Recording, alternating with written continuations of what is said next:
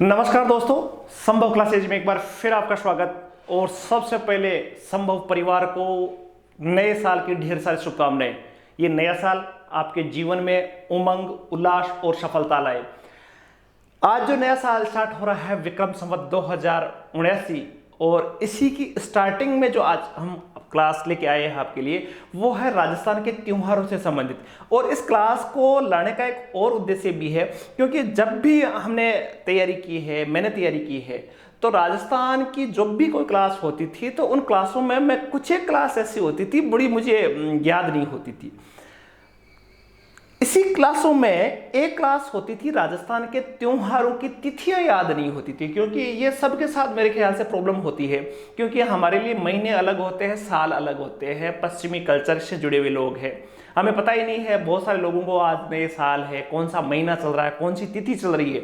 और उसी में मैं भी था और मुझे भी याद नहीं होती थी कि यार कौन सा महीना, कौन सा जनवरी फरवरी का तो पता था, लेकिन चैत्र बैसाख का आता पता नहीं होता था। अब जब तक चैत्र बैसाख वाले महीनों का आता पता नहीं है, तिथि का आता पता नहीं है, डेट पता है, तिथि पता नहीं है, तब समस्या आती है कि ये त्योहार किस महीने को मनाया जाता है, किस तिथि को मनाया जाता है। तो वहां अपने फ्यूज उड़ने लगते थे। लेकिन आज इस नए साल पे मैं जो आपके लिए क्लास लाया हूं, और उसमें मैंने भरपूर कोशिश की, बहुत मेहनत करके कोशिश की है कि एक ऐसी क्लास में बना पाऊं जिसमें मोटे मोट आपको सारे के सारे जो त्योहार है उनकी तिथियां याद रहे। जब भी आपसे सवाल पूछा जाए बेझिझक आप उनकी तिथियां बता पाओ, ये मैंने कोशिश की है। तो आशा है आपके लिए क्लास उपयोगी रहेगी, फायदेमंद रहेगी और मजा भी आएगा। तो आज हम बात करेंगे राजस्थान के प्रमुख त्योहारों की। तो देखो, राजस्थान के प्रमुख त्योहारों की मैं बात करूं तो सबसे पहले अपने को समझना होगा कि ये जो महीने और तिथियों का जो खेल है वो वास्तव में है क्या। तो देखो, जो विक्रम संवत 2000, अभी विक्रम संवत जो चल रही है वो स्टार्ट हुई है आज 2079। देखो, इसका सीधा सा फॉर्मूला होता है कि ये जो ईस्वी सन होती है उसको में प्लस 57 साल होती है, 57 साल प्लस होती है, और वो विक्रम संवत होती है। तो ये तो हिस्ट्री की बात हुई। और ये भी आपको पता होगा कि ये इसका महीना जो प्रारंभ होता है वो चैत्र मास से होता है। तो अभी जो है वो चैत्र मास है। और इसके साथ साथ एक और मैं बात बताऊं कि ये जो नया साल होता है विक्रम संवत स्टार्ट, वो चैत्र माह के बीच में से स्टार्ट होता है। देखो, बीच में से स्टार्ट कैसे होता है, सिंपल भाषा में हम समझने की कोशिश करते हैं कि देखो, पहले क्या होता है, दो पक्ष होते हैं। हर महीने के कितने पक्ष होते हैं? महीने के दो पक्ष होते हैं। दो पक्ष कौन से होते हैं? 15 दिन का एक पखवाड़ा और 15 दिन का दूसरा पखवाड़ा। जो पहला पखवाड़ा होता है उसको क्या बोलते हैं? कृष्ण पक्ष। क्या बोलते हैं? कृष्ण पक्ष। कृष्ण मतलब काला पक्ष, या बदी बोलते हैं इसको, बदी भी लगाते हैं इसको। और जो दूसरा पखवाड़ा होता है उसको बोलते हैं शुक्ल पक्ष। ठीक है, शुक्ल पक्ष, शुक्ल पक्ष बोल दो, या इसको सुदी भी बोलते हैं, बदी और सुदी। तो दो होते हैं। अब देखो, चैत्र मास के 15 दिन चले गए और 15 दिन बाद में आती है अमावस्या। एकम, दूज, तीज, चौथ, पंचमी, इस प्रकार चलता है। तो इसके बाद में 15 दिन बाद में क्या आती है? अमावस्या।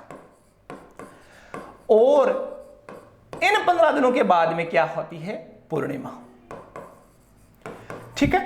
तो कल, आज की डेट में जब वीडियो बना रहा हूं, मैं आपके सामने हूं, तो कल अमावस्या थी, और अमावस्या का जस्ट अगले दिन जो प्रतिपदा या एकम जो है उससे नए साल की शुरुआत हुई, और यह होता है चैत्र मास से शुरू। तो चैत्र मास की एकम है, प्रतिपदा या शुक्ल पक्ष की एकम है, तो वहां से नया वर्ष प्रारंभ हुआ 2019।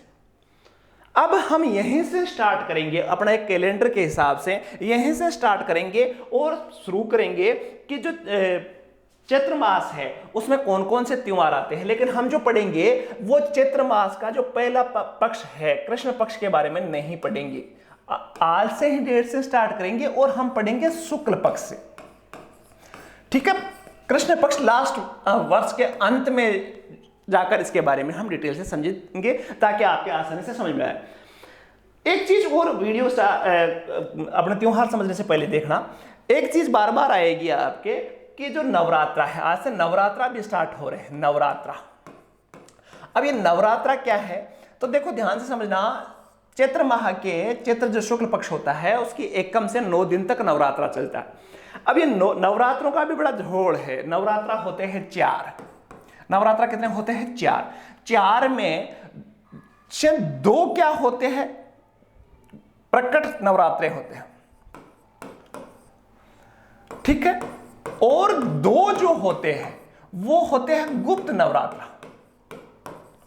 प्रकट नवरात्रा तो आपने देखे होंगे, सामान्य जनजीवन में उल्लास से मनाए जाते हैं, लेकिन गुप्त नवरात्रा भी होते हैं 2 जिनके बारे में ज्यादा पता नहीं होता। वो केवल और केवल जो मां दुर्गा है उसकी आराधना करने के लिए गुप्त तौर से मंत्रोच्चार किया जाता है, तो गुप्त नवरात्रा होता है। अब देखो इसको समझना आप कि चैत्र माह जो है, प्रत्येक 3 माह में नवरात्रा आता है। चैत्र मास अभी स्टार्ट हुआ है, नया साल स्टार्ट हुआ है, तो इसके नवरात्रा आएंगे। फिर क्या आएगा?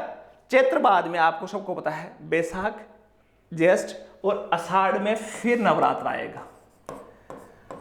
तो एक नवरात्रा और उसके बाद में गुप्त नवरात्रा, फिर 2-2 महीने छोड़ दो आप बीच में, और फिर तीसरा आएगा, ये प्रकट आएगा। फिर 2 महीने छोड़ दो, फिर लास्ट में आएगा वो आएगा। तो आप देखना, चैत्र बैसाख नहीं है, ज्येष्ठ नहीं है, आषाढ़, श्रावण नहीं है, भादवा नहीं है, अश्विनी में फिर नवरात्रा आएगा। तो चैत्र, बैसाख, जेठ, आषाढ़, श्रावण, भाद्रपद, आश्वज या अश्विन, कार्तिक, मंगसर और पौष, ये पौष मास में भी नवरात्रा आता है। देखो हिंदी में अलग है, राजस्थान में बोलते हैं इस प्रकार बोलते हैं, चैत, बैसाख, जेठ, आषाढ़, श्रावण, भादवो, आश्वज, कार्तिक, मंगसर, पो, मा, फागुन, तो इस प्रकार माह चलते हैं। तो आपका नवरात्रों का जो है वो ये है, ये प्रकट, ये गुप्त, ये प्रकट, ये गुप्त, इस प्रकार के 4 नवरात्रे आते हैं। अब हम बात करेंगे जो त्योहारों का सिस्टम जो है वो क्या है। तो आज से नवरात्रा स्टार्ट हो रहा है, पहली बात। नया साल स्टार्ट हो रहा है, दूसरी बात। 2 बातें सीखिए। और कल जो है, कल मुझे अवकाश है, सरकारी कर्मचारियों को अवकाश है, तो चैत्र मास का जो शुक्ल पक्ष, जो चैत्र मास की जो शुक्ल पक्ष है उसकी द्वितीया को, तो दूसरी तिथि है द्वितीया को, एक सिंधियों का त्योहार भी याद रख लेना जो कल है, उसको है चेटीचंड। तो सभी को चेटीचंड की भी ढेर सारी शुभकामनाएं, बधाइयां। तो चेटीचंड का त्योहार आता है चैत्र शुक्ला द्वितीया को। अब देखो समझते हैं, एक नए स्टार्टिंग से, नए तरीके से, नए कॉन्सेप्ट से समझने की कोशिश करते हैं कि वास्तव में ये त्योहार याद कैसे रहे, परमानेंट याद कैसे रहे। तो परमानेंट याद करने का एक हमने तरीका बनाया कि नया साल स्टार्ट हो रहा है, तो सबसे पहले हम 3 देवताओं को स्मरण करते हैं। 3 देवता है, पहले शंकर है, दूसरे श्री राम है और तीसरे राम के सेवक हनुमान है। तो इनकी आराधना करते हैं, और आराधना के साथ साथ चैत्र मास के जो है वो त्योहार भी कंप्लीट हो जाएंगे। देखो शंकर से बना हुआ है, ध्यान से समझना आप, जो शंकर भगवान है उनसे रिलेटेड त्योहार है गणगौर। नाम से पता चल रहा है गणगौर आने वाला है। राम से रिलेटेड है रामनवमी। सभी चैत्र मास की बात कर रहा हूं मैं। और हनुमान से संबंधित है हनुमान जयंती।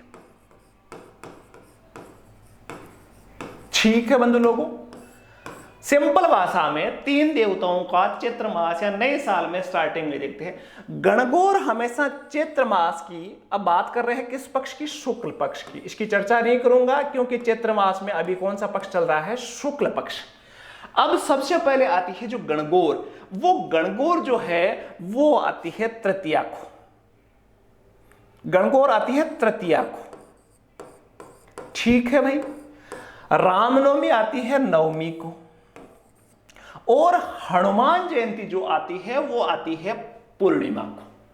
ध्यान रखना, पूर्णिमा को कैसे याद रखोगे भाई? ध्यान रखना, चैत्र मास में 3 देवों को मैंने स्मरण किया। शंकर से जुड़ा हुआ है गणगौर, क्योंकि गण शंकर है, गौर पार्वती है, तो गणगौर। और गणगौर आती है तृतीया को। आज एकम, कल दूज, और संडे को क्या हो गई, या मंडे को एक गड़बड़ भी हो सकती है, तो मंडे को हो गई गणगौर। तो गणगौर आती है तृतीया, चैत्र शुक्ला तृतीया को। चैत्र शुक्ला नवमी को आती जो है वो आती है रामनवमी। याद रखना एक एक चीज को बारीकी से समझना। और इसी जो महीने के अंत में जो पूर्णिमा आएगी, उसको जो आएगा त्योहार वो है हनुमान जयंती जिसको पूर्णिमा को, चैत्र शुक्ला पूर्णिमा को जो आती है, ये 3 जो त्योहार है वो है चैत्र मास के। याद रखने की कोशिश करना, उसके बाद में वीडियो देखना ही नहीं है आपने को, कोई वीडियो नहीं देखना है आपने को। सिंपल भाषा में इसको समझना है कि चैत्र मास के शुक्ल पक्ष से हमने स्टार्ट किया और शुक्ल पक्ष में 3 देवताओं को स्मरण किया। एक शंकर जिससे रिलेटेड गणगौर है, तृतीया को आती है एक राम जी है जिसको रामनवमी आती है, और एक हनुमान है तो हनुमान जयंती आती है पूर्णिमा को। 3 त्योहार और 15 दिन का मामला कंप्लीट। अब आता है चैत्र, बाद में जो आता है बैसाख का महीना, बैसाख का महीना, और इसमें अपने को याद एक ही रखना है, यहां जो पिक्चर दे रखी है वो क्या है, शादियों की पिक्चर है। किसकी पिक्चर है? शादी की। तो सबसे पहले हमने देवताओं को स्मरण किया और हमने स्टार्ट कर दी शादी। अब ये है बैसाख में। अब शादी के 2 उत्सव हमने बचपन में बड़े, मैं जब छोटा था तब भी याद रहते थे। 2 त्योहार, 2 पर्व जो है, 2 तिथियां बड़ी याद रहती थी कि यार वहां शादियां जरूर होगी। एक होती है आखा तीज और एक होती है पीपल पूर्णिमा।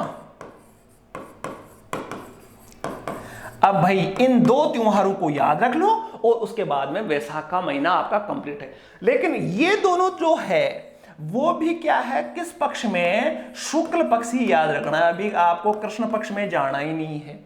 तो वैसाख में क्या होती है भाई? शादियां होती है। आखा तीज अबूझ सावा होता है आखा तीज। तो आखा तीज कब आएगी भाई? आखा तीज आएगी वैशाख शुक्ला तृतीया को। कब आएगी? वैशाख शुक्ला तृतीया। आखा तीज है, तीज तो तृतीया को आएगी ना, तो तृतीया को आएगी तीज। डेट याद हो गई। आपसे पूछा जाए आखा तीज कब आएगी, तो सीधा सा बात है शादियों वाले महीने में। और शादियां कब होती है? जब देवताओं को स्मरण कर लिया चैत में, तो बैसाख में आएगी शादियां। तो शादियां आखा तीज। यहाँ राजस्थान के सबसे ज्यादा बाल विवाहों के लिए प्रचलित है अबूझ सावा है, और बीकानेर और उदयपुर की स्थापना इसी दिन हुई थी। दूसरा जो सावा होता है जहां शादियां होती है राजस्थान में, पीपल पूर्णिमा। अब देखो इस पीपल पूर्णिमा को बुद्ध पूर्णिमा भी कहा जाता है। बुद्ध पूर्णिमा कह दो या पीपल पूर्णिमा कह दो, बुद्ध पूर्णिमा, ठीक है। बुद्ध पूर्णिमा कह दो या पीपल पूर्णिमा कह दो, इस दिन भी शादियां होती है। लेकिन कब आएगी? ये पूर्णिमा लगा हुआ है तो वैशाख शुक्ला पूर्णिमा, पूर्णिमा शुक्ला ही होती है वैसे, तो वैशाख की पूर्णिमा को जो आती है वो पीपल पूर्णिमा कहलाती है। तो चैत्र कंप्लीट हो गया, बैसाख कंप्लीट हो गया। याद परमानेंट, जिंदगी भर आपकी बीमारी मिट रही है।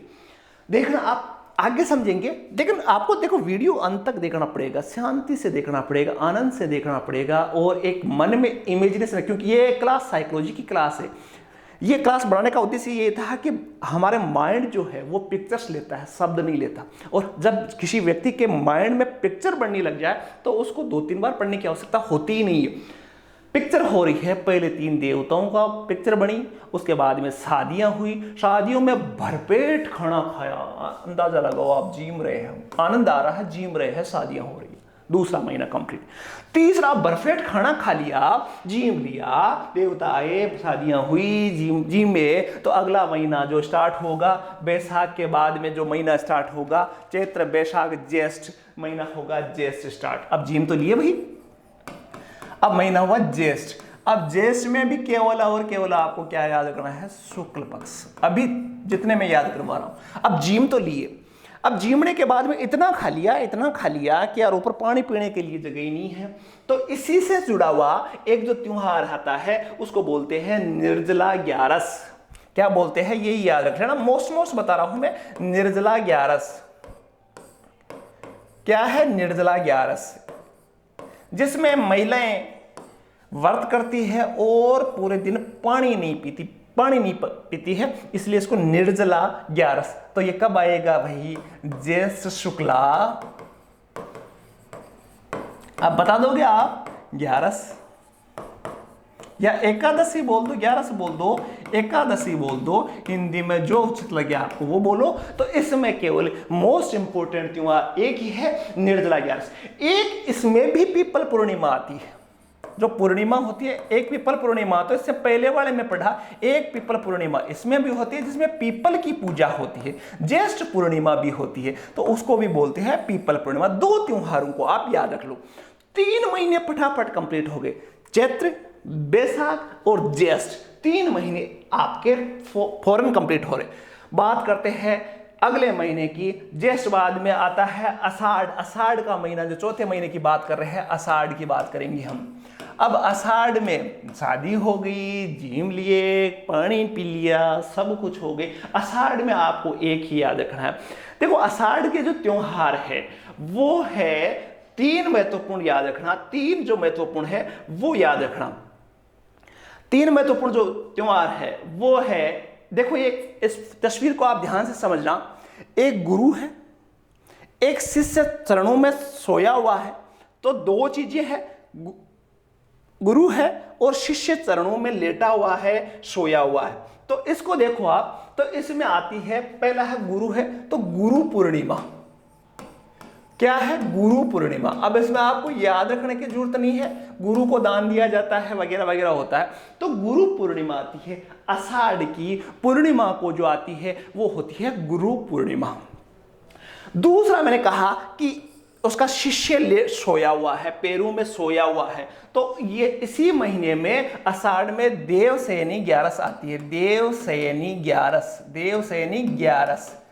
इस दिन देवता जो है, शयनी का मतलब सोना, तो 11 जो आती है उसमें 4 महीने के लिए देवता सो जाते हैं। 4 महीने के लिए देवता क्या हो जाते हैं? सो जाते हैं, सो जाते हैं। ठीक है, तो इस चित्र को देखकर आपको पता है कि आषाढ़ महीने में 2 त्योहार महत्वपूर्ण है। एक गुरु पूर्णिमा जो पूनम को आती है और एक है देवशयनी एकादशी जो कि कब आती है? 11 को आती है। और मैंने पहले ही बता दिया कि आषाढ़ में गुप्त नवरात्रा भी आते हैं। ये मैंने वीडियो के पहले ही बता दिया, गुप्त नवरात्रा आता है। तो इस देव सोने के बाद में ज्यादातर विवाह नहीं होते, 4 महीने के लिए स्टॉप हो जाता है, क्योंकि देवता सो गए, स्टॉप हो गए। अब देवता सो गए तो देखो एक चीज और याद रखना, चैत्र में हमने शुक्ल पक्ष की बात की,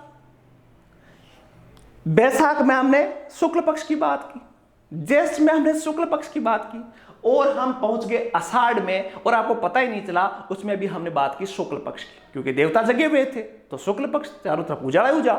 तो अब तक हमने अंधेरे की बात ही नहीं की। आषाढ़ में कंप्लीट हो गए और देवता सोने से पहले जो मैं बता दूं वो बढ़लिया नवमी आती है। एक बढ़लिया नवमी, इस देवता सोने से पहले नवमी जो आती है वो अंतिम बढ़लिया नवमी याद रखना आप। बढ़लिया नवमी याद रखना आप, बढ़लिया नवमी एक शब्द आता है, बढ़लिया नवमी। इस नवमी को अंतिम होता है वो शादियों का सीजन, और उसके बाद में 4 माह तक स्टॉप लग जाता है। तो ये कोई मोस्ट नहीं है। देवशयनी 11 को आती है, महीना आता है आषाढ़, पक्ष होता है शुक्ल, गुरु पूर्णिमा को आती है, आषाढ़ महीने में आती है। चित्र आपको याद रखना है। अब बात को आगे बढ़ाते हैं और हम पहुंचते हैं श्रावण मास में।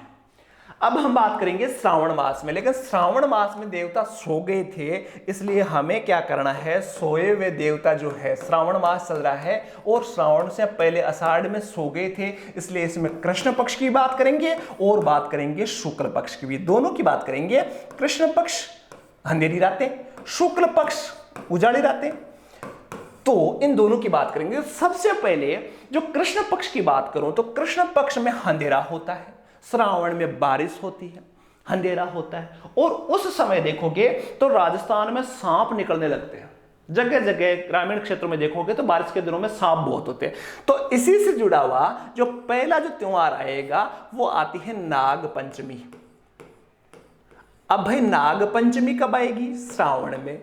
अब नाग कब निकलेंगे? अंधेरे पक्ष में, अंधेरी रातों में। तो नाग पंचमी कब आएगी? श्रावण कृष्णा पंचमी को नाग पंचमी आती है, जिस दिन नाग की पूजा की जाती है। क्लियर है आपकी बात? एक और बात है कि नाग पंचमी के कुछ दिन बाद में निडरी नवमी आती है। निडरी नवमी, निडरी नवमी ये भी क्या आती है? कृष्ण पक्ष की। तो निडरी नवमी जो आती है ये किससे रिलेटेड है? ये क्या है? नेवला, नेवले से रिलेटेड है। इसमें नेवले की पूजा होती है। तो नेवले से संबंधित जो नवमी आती है उसको बोलते हैं निड्री नवमी। ये भी कब आती है? कृष्ण पक्ष की नवमी को।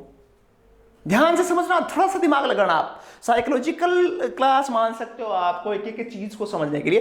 और जो तीसरा जो त्योहार आता है वो आता है श्रावण के जो कृष्ण पक्ष होता है उसमें आती है हरियाली अमावस्या।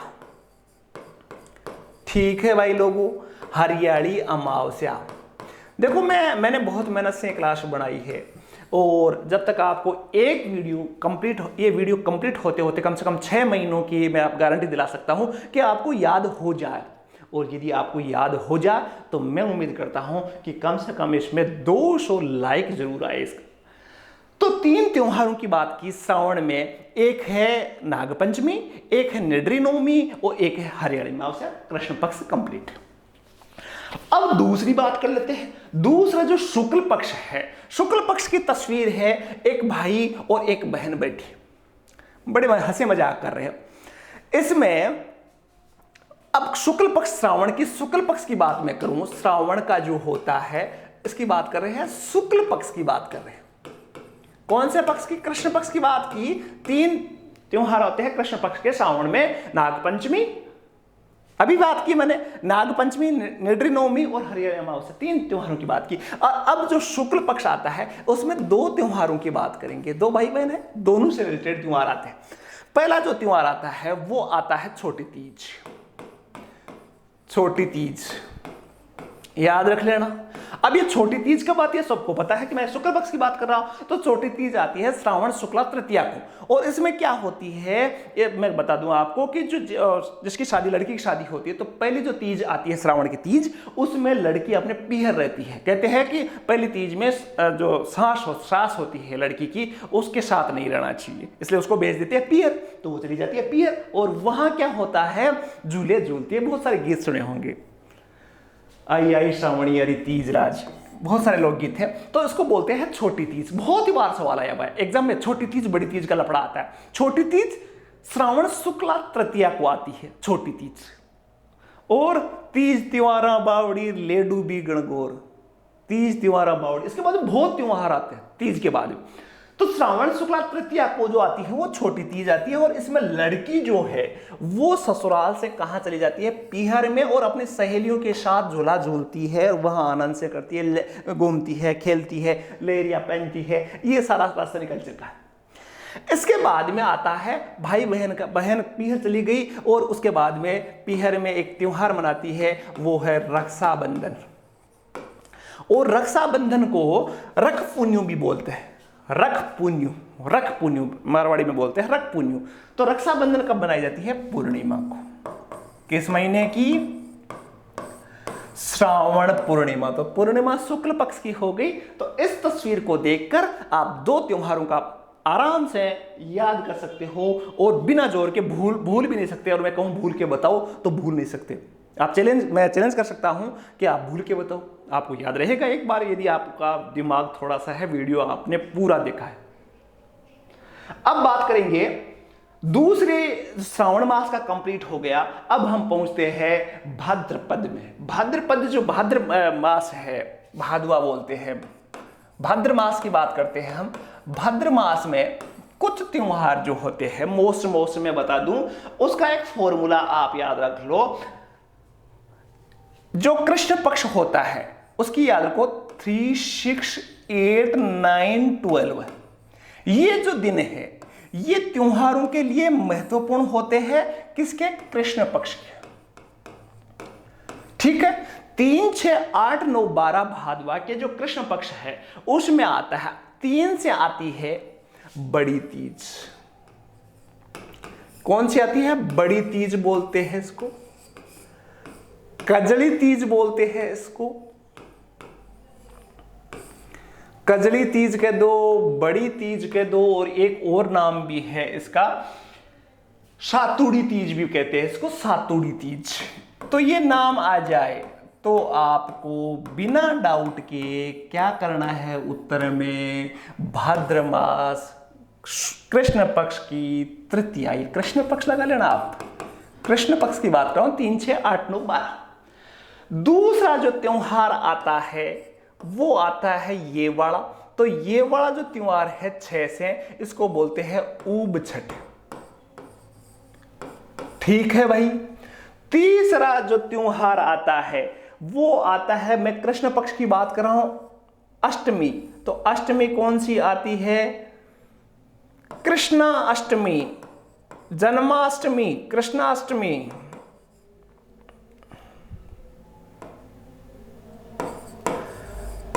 जन्माष्टमी, श्री कृष्ण का जन्म, जन्माष्टमी, ये आता है भद्र कृष्ण अष्टमी। याद नहीं रहे तो भाई, भगवान कृष्ण जब जेल में जन्मे थे तो उसको अंधेरी रात थी, उस समय बिजलियां चमक रही थी, अंधेरी रात में उनको लेकर बाहर गए थे। तो अंधेरी रात में, अंधेरी का मतलब कृष्ण पक्ष की अष्टमी, कृष्णाष्टमी, जन्माष्टमी जो बोलते हैं, अष्टमी आगे शब्द आ रहा है अष्टमी, भाद्रपद की मैं बात कर रहा हूं, अष्टमी। इसी के साथ नवमी। तो नवमी जो है वो है गोगा नवमी। तो जो गोगा जी थे राजस्थान के लोक देवता, गोगा नवमी जो आती है वो भी कब आती है? भाद्रपद कृष्णा नवमी को गोगा नवमी आती है। एक 12 जो 12 लिखा हुआ है वो है बछ बारस। बछ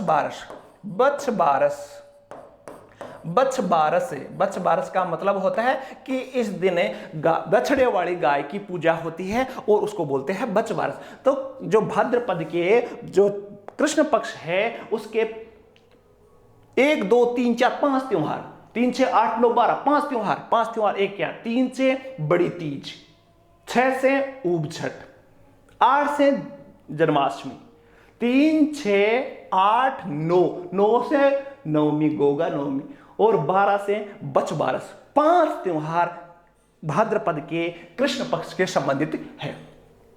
अब बात कर लेते हैं भाद्रपद की शुक्ल पक्ष की। थोड़ी सी बात करें तो शुक्ल पक्ष में 2 चित्र आपके सामने है। एक गणेश जी का है जिसमें गणेश जी की मूर्ति का विसर्जन हो रहा है, तो गणेश जी से संबंधित है, मूर्ति का पानी में विसर्जन हो रहा है, और एक तेजा जी से संबंधित है। तो गणेश जी से पहली बात करूं तो जो गणेश जी है भाद्रपद की गणेश चतुर्थी बोलते हैं, गणेश चतुर्थी। तो ये कब आएगी भाई? गणेश चतुर्थी है वो भाद्र शुक्ला चतुर्थी को आती है। ठीक है। दूसरा जो आया वो है तेजा जी। अब तेजा जी कौन थे? धोड़ा जाट, मतलब शुक्ल पक्ष में आएंगे, धोड़ा जाट है। तो ये तेजा दशमी आती है, तेजा दशमी। ठीक है। ये भी शुक्ल पक्ष की बात कर रहे हैं, भाद्र माह और शुक्ल पक्ष की मैं बात कर रहा हूं बंधु लोगों।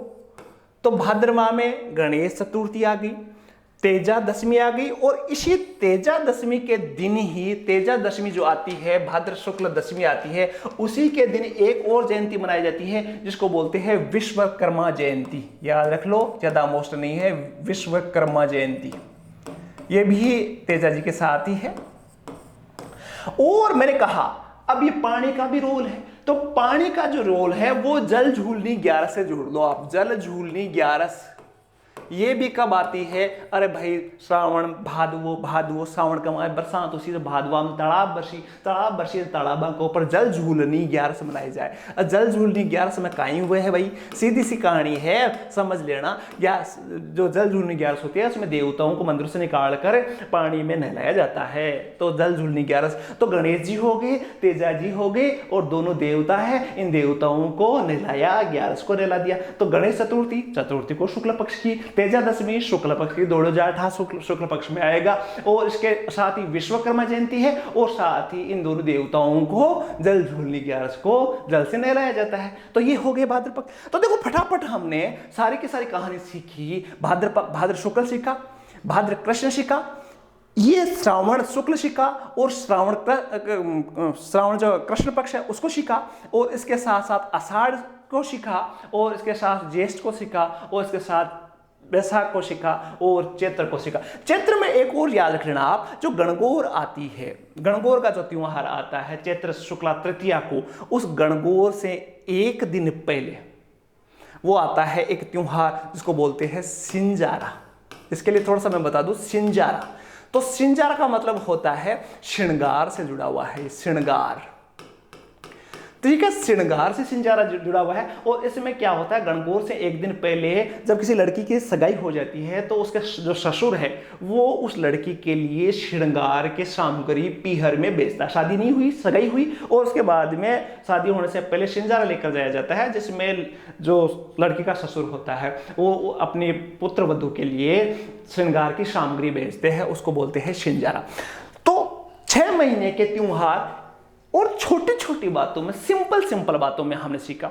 वीडियो आपके लिए उपयोगी डेफिनेट रहने वाला है। आपके लिए एक सवाल देखने को मिलेगा जहां राजस्थान कल्चर से जुड़ा हुआ हो, कोई भी सवाल आता हो, वहां एक नहीं, दो नहीं, कई बार 3-3, 4-4 सवाल आते हैं। तो 6 महीने की वीडियो की बात हमने की। 6 महीने के बारे में नेक्स्ट वीडियो में सिंपल सरल भाषा में हम सीखने की कोशिश करेंगे। आशा है आपके लिए वीडियो पसंद, कारगर और पसंद आया होगा। हाथ जोड़कर निवेदन है कि जो चैनल पे नए हैं जल्दी से चैनल को सब्सक्राइब कर लें और उम्मीद मैं कर रहा हूं कि कम से कम 150 लाइक इस पर मिले। आपका प्यार और दुलार यूं ही मिलता रहे और आपके लिए नया साल उमंग भरा हो, ढेर सारी खुशियां लाए आपके लिए। इसी के साथ एक नए वीडियो में जल्द मिलेंगे, तब तक के लिए शुभ रात्रि, जय हिंद, जय भारत।